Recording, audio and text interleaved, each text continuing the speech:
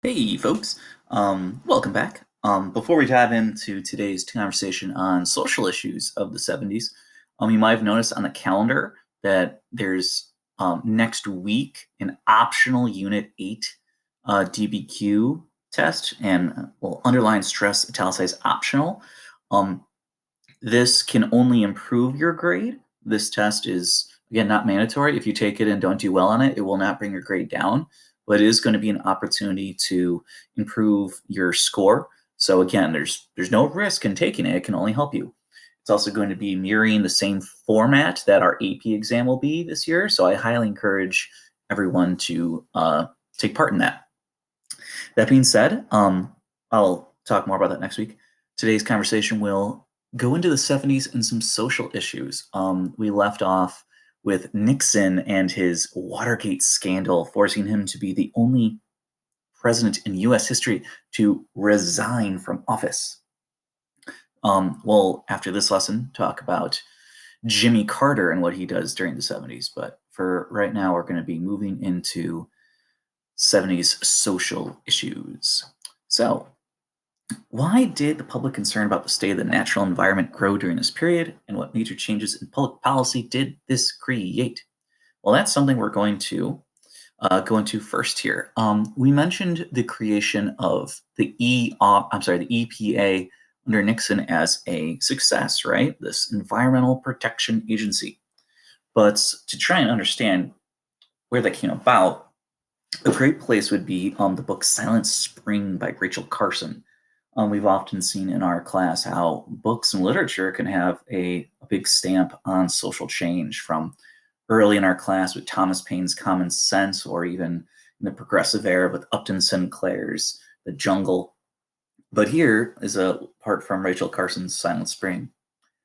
We stand now where two roads diverge, but unlike the roads in Robert Frost's familiar poem, they're not equally fair. The road we have long been traveling is deceptively easy, a smooth superhighway on which we progress with great speed, but at its end lies disaster. The other fork of the road, the one less traveled by, offers our only chance to reach a destination that assures the preservation of the earth. What we're talking about here is climate change, right? And environmentalism. And this got a huge push during the 60s and 70s, and still to this day. This is kind of an example of the impacts of growing industrialization in the world. And this isn't just an American issue, this is truly a global concern, right?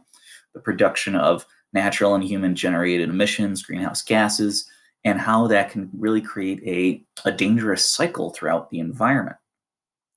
And here's examples of people really kind of physically seeing those effects during the 70s. Like from the smog in LA to the deforestation across the nation, it was physically clear what was happening. So, as we learned, Nixon created the EPA, Environmental Protection Agency, and to this day it still exists. It's still combating dangers to our environment, but it is in some trouble when it comes to its fiscal um, position. This chart here kind of shows where some of its money goes, right? Expenditures by category, expenditures by goal. We're trying to keep our water safe and clean, land preservation, air. These are some pretty important goals. So even though, as we can see, it takes a tiny fraction of our budget. You can see energy and environment, 1%. It's something that we should always keep an eye on. Other big changes during the 60s, I'm sorry, 70s would be reflected in this. So this is an example of what we call inflation. Your dollar buys less and less as time goes on. Like 20 bucks in 1972, a nice full shopping cart. 20 bucks in 2012, not so much. And inflation really skyrocketed during the 70s. And at the same time inflation was going up, if we notice here, especially this part of the bar, we see unemployment went up as well. Uh-oh, this is not math class, right? Two negatives do not make a positive. If we have unemployment rising, at the same time inflation rises, you get a nasty cocktail called stagflation. It's a really bad economic situation to be in, where economic growth has now stalled since not only has purchasing power plummeted due to inflation, less people have jobs. It's really a double whammy. And this will be a problem that many will feel Democrats like Carter fail at addressing, and helps inspire a move towards the new right, or a push towards conservatism we'll see with the rise of Ronald Reagan being elected in 1980. Yep, so here's another example of stagflation, right? When unemployment and inflation rise together, it creates stagflation. Very, very bad. It's reflected in something we call the misery index. All right, amply named. But it's basically trying to gauge the health of the country's economy. So the higher the misery index, the worse. And as we see in the 1970s, our misery index really, really peaked, and that's due to stagflation. Other changes we saw in the 70s. Roe v. Wade. Unfortunately, the ruling came out from the Supreme Court the same day that Lyndon Johnson died, so it kind of got bumped off of the headlines. But this is a massive piece of legislation where, as this headline talks about, it's legal protections for women in abortion. Now, highly controversial, highly fueled with controversy even to this day, and by no means is this the same state by state.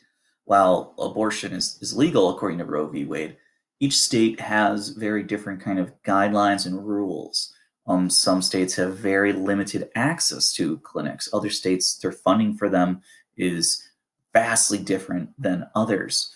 There's been different laws and changes over the years, from things such as forcing women to listen to a heartbeat before agreeing to a procedure, or getting approval from the potential father. And even to this day, it's hotly debated. There's been some concerns with a large conservative majority on the Supreme Court that certain changes could happen to Roe versus Wade. So it's definitely something that, even in today's world, is still very much in the mindset of Americans. Keeping on the topic of women, there's something called the Equal Rights Amendment that gets passed through both the Senate and the House of Representatives. And that leads then to, hey, states ratify, we're good to go, bang it out. But this law was trying to ban any discrimination based on sex. So trying to break down barriers to women. And that seems kind of like a slam dunk, right? This is a photo supporting it, trying to franchise, enrich women's rights, and give them more legal protection by removing those stigmas, those discriminatory practices. But even though it gets kind of rolls through the House, rolls through the Senate, there becomes a strong backlash against it. Yes, this is a series of women, and their signs are saying danger, ERA, stop ERA. That's right. Many women did speak out against the Equal Rights Amendment. A large conservative group led by Phil Schlafly, I believe I'm pronouncing it last name correctly, opposed the amendment on the grounds that it would harm many housewives and mothers, since it would eliminate some gender protections in terms of like alimony and maybe custody in terms of a divorce. And there was actually a labor movement of women who felt that the Equal Rights Amendment would take away some protections to women in terms of in the workforce. So almost reverse discrimination, if you will. So even though it passed through the House and the Senate, to this day has not been ratified. That's right. It falls short of the state requirement of ratification. So the Equal Rights Amendment has not been put in the Constitution. It's still kind of in flux. This map shows us which states have ratified it, which ones have not, and then that third group, ones who ratified it and then rescinded it.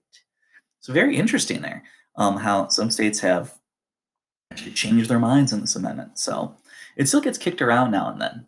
If you hear it in the news, you'll know what they're talking about now. So next week, we're going to review your thesis submissions, so please get those in. We'll also then break down little document usage as far as like hipping a document using it the appropriate way. We'll only have another day or two of kind of new content, and then we're going to really start moving into our full-on prep for this AP exam. So as always, let me know what questions you have, and I'll talk to you soon.